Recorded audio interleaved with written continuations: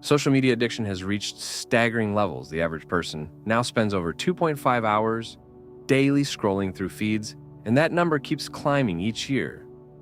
Today, we're exploring how this digital dependency is reshaping human connection in ways we never expected. That's such a powerful statistic, especially when we consider the psychological impact. Studies show increased social media use correlates with higher rates of anxiety and depression. You know what's fascinating about Ismail Tamer's perspective on this? He talks about how losing his parents forced him to confront the stark difference between digital connections and real human support. He found that having 100,000 followers didn't compare to having one genuine friend during grief. The way he describes that digital reality disconnect really hits home. How did he manage to transform that personal tragedy into something meaningful? Well, he developed what he calls the 3-touch rule. For every online interaction, he commits to 3 meaningful offline connections. He's found this simple ratio helps maintain authentic relationships while still engaging with his digital community. That's such a practical approach to a complex problem. His research shows that implementing this rule led to a 40% reduction in reported feelings of social isolation among his study participants. Exactly, and here's what's really interesting. He discovered that young people who followed this rule showed significantly improved mental health outcomes.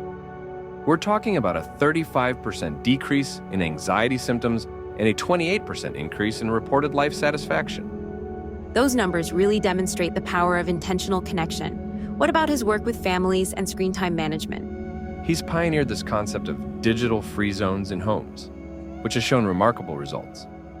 Families who implemented these spaces saw a 45% increase in meaningful conversations and a 60% improvement in children's creative playtime.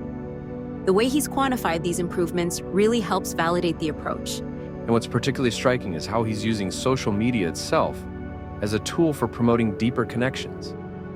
His online communities have facilitated over 1,000 real-world meetups in the past year alone, with 89% of participants reporting stronger local community ties as a result. That's such a powerful example of using the platform for positive change rather than just consumption. He's also identified what he calls digital burnout cycles, periods of intense social media use followed by complete withdrawal. His research shows these cycles affect about 67% of regular social media users, but implementing structured breaks can reduce this pattern by up to 70%. The data really supports his holistic approach to digital wellness. What's even more compelling is his work on authentic expression online. He found that content creators who regularly share vulnerable, genuine experiences see engagement rates 3.5 times higher than those posting only curated content. That really challenges the conventional wisdom about maintaining a perfect online image. Looking ahead, he predicts we'll see a major shift in how social platforms operate. Based on current trends, he estimates that by 2025, platforms prioritizing authentic connection over algorithmic engagement could capture up to 40% of the social media market share. Those predictions suggest a real appetite for meaningful digital interaction. And here's what I find most hopeful. His research shows that when people consciously limit their social media use to 30 minutes per day, they experience a 50% increase in face-to-face social interactions and report feeling more connected to their communities.